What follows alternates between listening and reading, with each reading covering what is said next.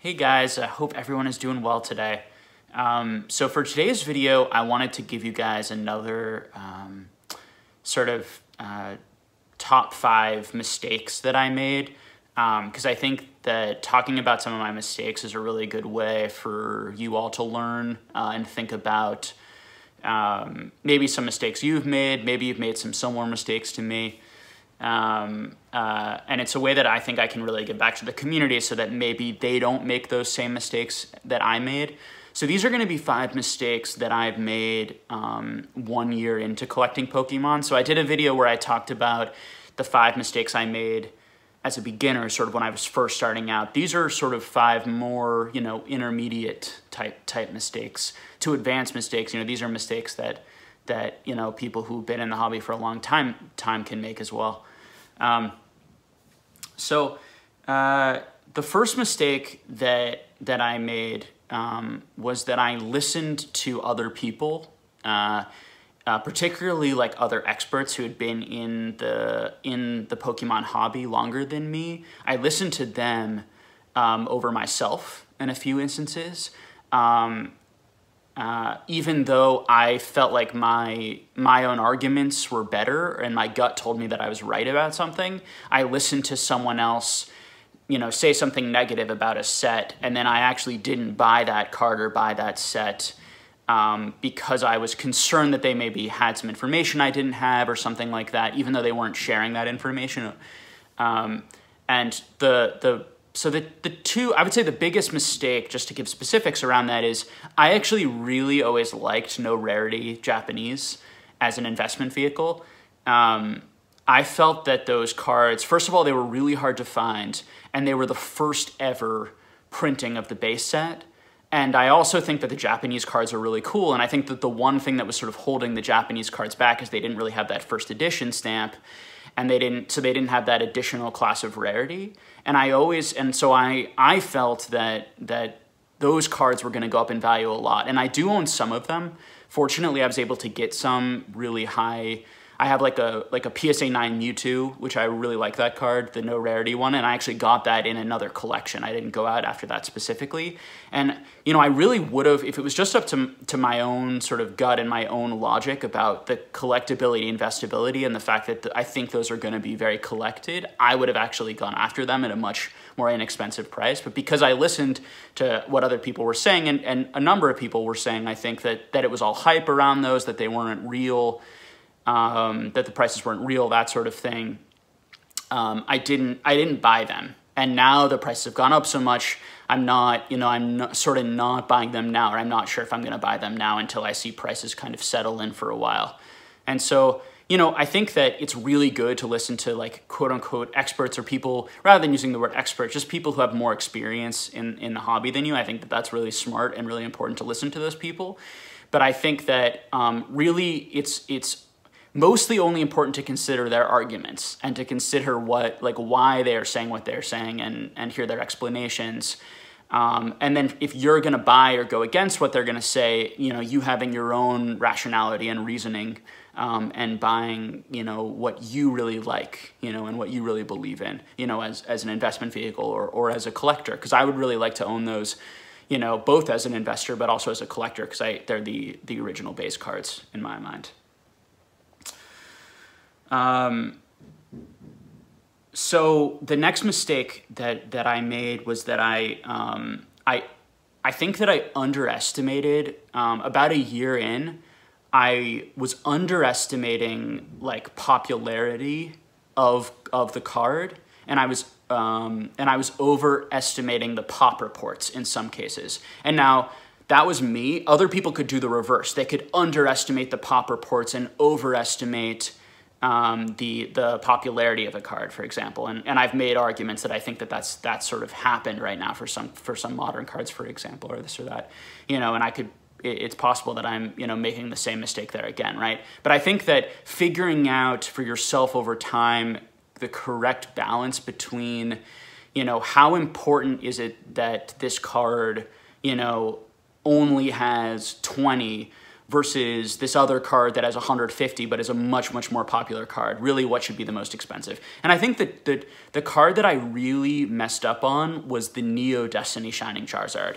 I do not own a single Neo Destiny Shining Charizard, even though I own like a lot of the other cards that are similar to that and around that. And that was because I felt quite wrongly that I had time to buy that card, and that I just didn't see it going up in price that fast, that much, because I felt like it was pretty easy to grade and there were quite a few of them. And so I really underestimated the demand and the popularity for that specific card. You know, now if I ever want it, I'm you know, at least any time in the short term, I'm gonna have to pay a lot more than I would have if I sort of understood that originally. You know, I think another good example is the Dark Charizard from Team Rocket. I didn't buy a 10. I had plenty of opportunities to buy 10s at around $425 to $450. Now, to be fair to myself, I was spending all of that money on like Jim's Challenge Blaine's Charizard, which, you know, for around the same price, which I do think has better numbers around it and will do well. But I think that I was surprised that Charizard popped up to $3,000, and that just shows you that the power of demand. And so even if there's a lot of those cards in the world, the demand in Pokemon might get so big that even having, you know, 400, 500, 600 PSA 10s, you know, is very little for a card that is so popular. And so it'll be interesting over time to figure out, you know, how much the low pop actually matters versus the demand. And because we may find out, you know, people are paying a lot of extra money for a card that only has like 50 PSA 10s versus a card that has 100 PSA 10s. And that may not always be the case if those 100 PSA 10s are so much less than the demand, and the demand keeps growing, particularly if that, you know, the PSA card that has like 100 copies, for example, is such a much more popular Pokemon than that lower pop card. And so we'll have to see how that settles over time. But I think understanding the nuances of that it takes time, and it's very easy to sort of make mistakes once in a while with that. And I you know, I think the best example for me is that Neo Destiny Charizard jumping from, you know, I could have easily bought it between like $1,000 to $2,000, and now it being like 8,000, you know, or at least 7,000 plus, probably 8,000 plus right now. You know, for the time being at least.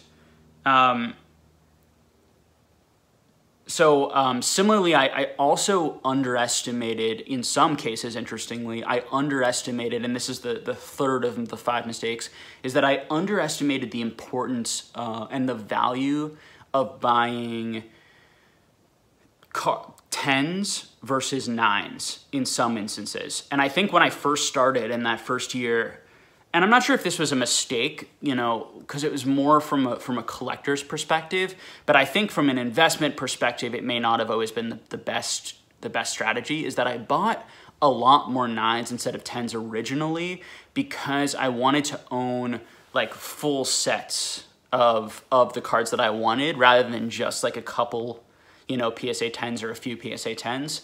And I think that in some cases that was a mistake, particularly when the PSA 10 pops were really, really low compared to the PSA 9s. Because some of those cards, it may be extremely difficult to ever get, whereas you can still get the 9s.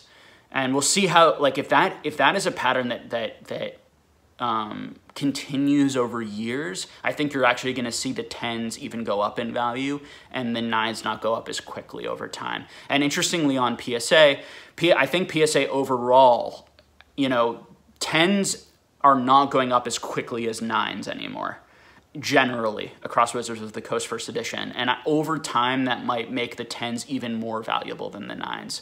And it's hard to know. It's hard to know. But I think that particularly there were opportunities for me, like I could have had all the gold stars in PSA 10 instead of having like multiples in 9 or 8. I might have bought one in 10. And I kind of, right now, I probably have about the same value in terms of the collection because the 9s have gone up a lot. But over time, it might be harder and harder to get those 10s. And when things are very, very difficult to find and new ones don't come on the market, like if those 10s all go into collectors' hands, they can sort of charge whatever they want for them eventually. And so you might see huge, huge premiums. You know, we're really seeing that on like a T17 right now, PSA 10 card, where people are now offering, you know, 17.5 for it, you know, and continuing to raise their prices for it, and would probably go even higher than that privately. And no one is willing to sell it because it's all in like collectors' hands, and that card is all in pretty wealthy people's hands who have no need to sell it. You see, so we might see that pattern increase in the future for particularly low pop 10s. All right. So the fourth one I want to talk about is like how much I underestimated, I think at times. I think I underestimated, as I think everyone did, frankly, the speed at which Pokemon could move again, particularly during a global recession. So I think to me it made a lot of sense that how much Pokemon had moved, you know, previously, given how low the prices were. For me, it made a lot of sense that cards could easily go like from $20 to $200. Like even though that's a 10 times increase, most people, you know, a lot of people, let me put it that way, not necessarily most people, but a lot of people do have $200 in this hobby to spend on Pokemon, particularly if they save it up over time. You know, whereas from going to $200 to $2,000 to me seemed like a much more difficult leap, a much bigger leap for the hobby, because how many people, you know, younger people who might be interested in Pokemon actually have $2,000 to spend on, you know, cardboard regularly. And so it surprised me how quickly it jumped. You know, as I've said on this channel, I definitely expected Pokemon to go up over time, and quite a bit over time, due to a lot of the factors I talked about on this channel. You know, and I don't have to go over them again here, but you know, the fact that you know, the most obvious ones just being that you know, more people are sort of rediscovering their cards. More people are going to have kids in my generation and then rediscover Pokemon and open Pokemon cards with their kids and then collect through that. That's what a lot of that's like happening in sports right now and revitalizing that market. You know, plus you're going to have a lot of people just have more, you know, disposable income as they get older to spend on Pokemon, these sorts of things. And so I expected that, but I did not expect, you know, this huge, you know, price increase in such a short amount of time. And so I think that the fact that I underestimated that, I did sense it coming right as it was coming, and I sort of bought out everything I possibly could that was still there for like PSA 10, PSA 9, you know, first edition holos and these sorts of things. But I did some stuff where I collected like some more niche cards that haven't gone up in value as much. Like I collected a lot of, and I think these cards could go up, certainly up in value over time, but I collected things like a lot of like the PSA 10 Prism cards from like the Carddass set, like from 1997, the Monster Carddass set.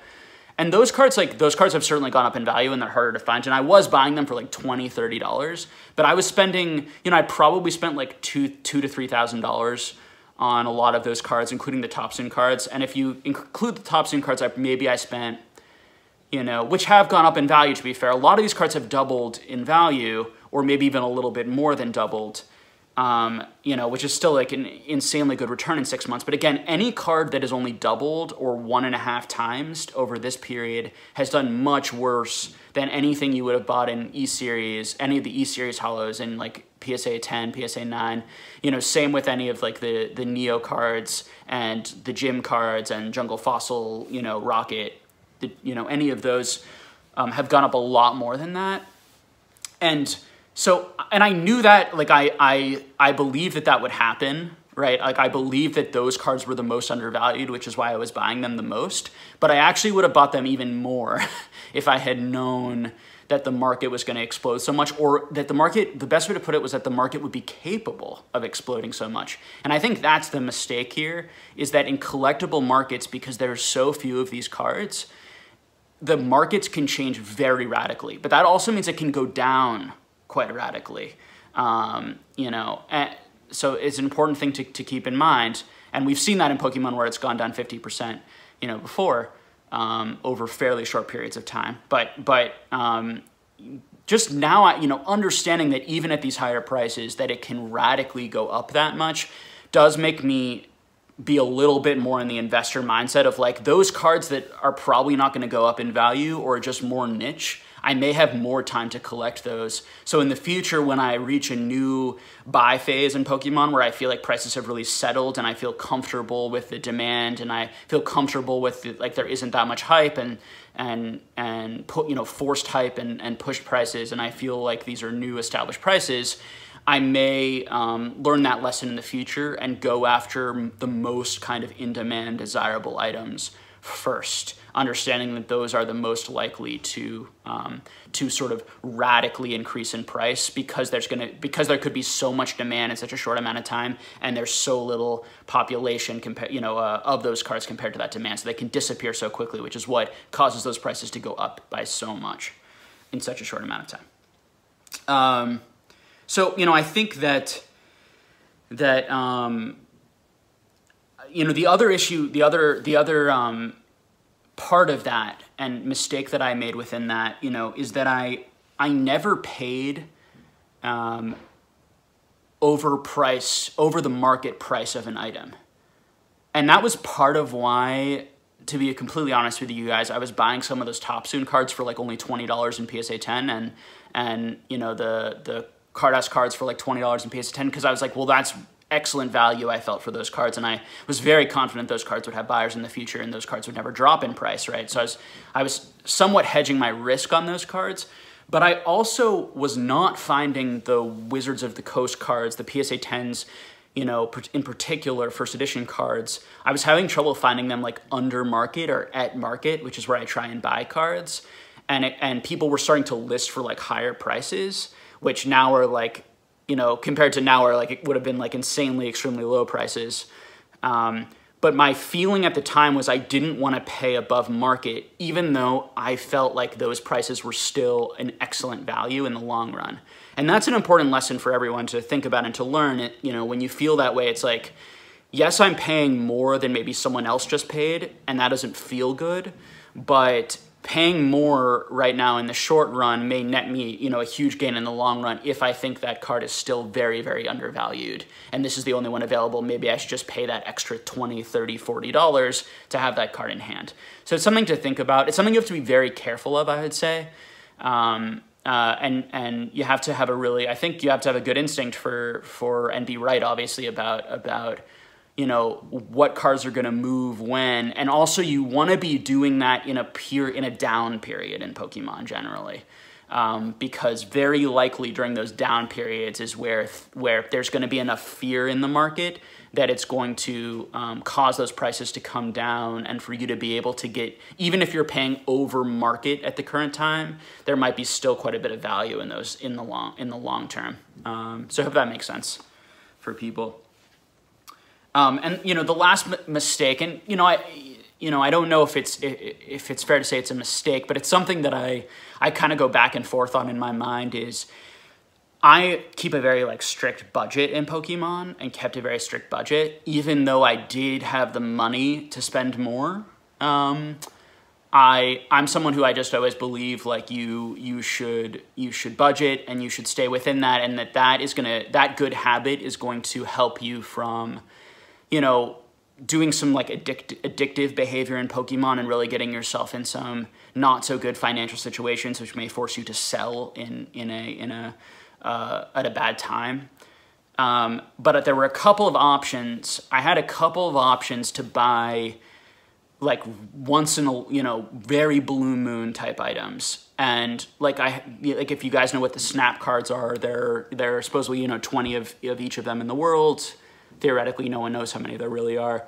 And I really like those Snap cards. I had the opportunity to buy a couple of those for a lot of money, for near record prices and those sorts of things, or record prices.